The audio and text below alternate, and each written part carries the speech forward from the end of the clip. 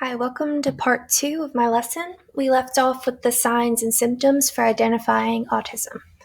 So, Beth Arkey of Child Mind Institute describes how many more males than females are diagnosed on the autism spectrum.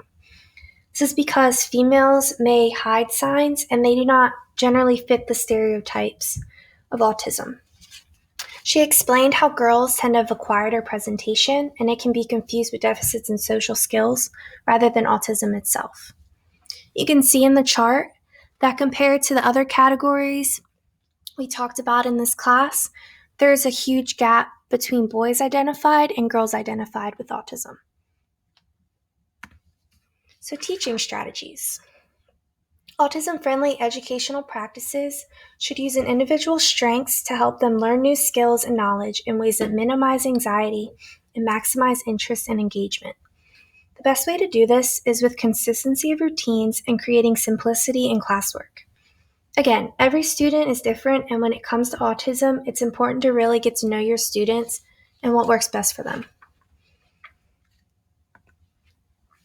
So I had a student in fieldwork, and when he would get frustrated or have behavior problems in class, it was part of his daily routine to take a walk down the art hallway. This would calm him down, and he liked the physical activity.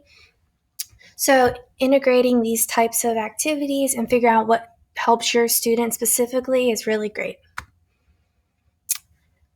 Speech therapists can use games to help with word retrieval as well as receptive and expressive processing.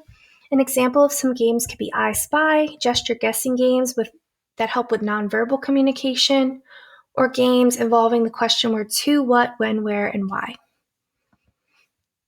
You should also use social skill opportunities and make use of visuals, like we talked about with social skill stories in our module.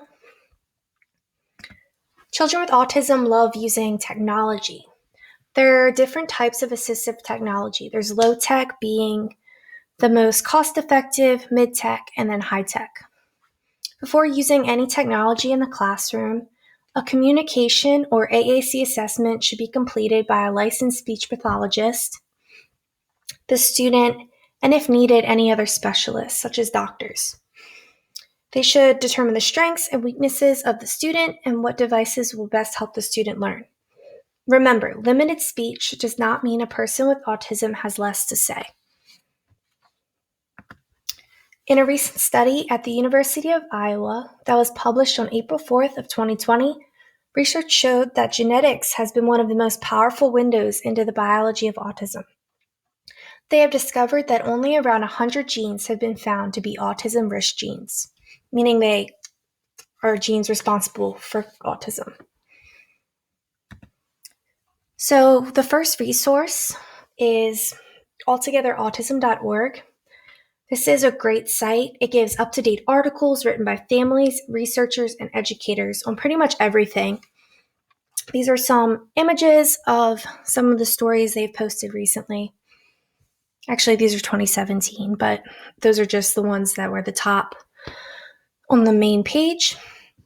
They have heartwarming articles. They have articles on identification and information on events and innovations. Another great resource is autismspeaks.org. Their mission is to promote solutions across the spectrum and throughout the lifespan for the needs of people with autism and their families. They also have a number to call for support. And we're not going to have time to watch this video, but I suggest you watch it. It shows what it's like for someone with autism to go through the world. It's different from how someone without autism would see the world. And then this resource is the National Autistic Society. And I reference their YouTube channel because they have great heartwarming videos as well. If you would like to take my review on goformative.com, there's the code, or you can leave any questions for me. And here are my sources. Thank you. Have a great rest of your semester, and everyone stay safe.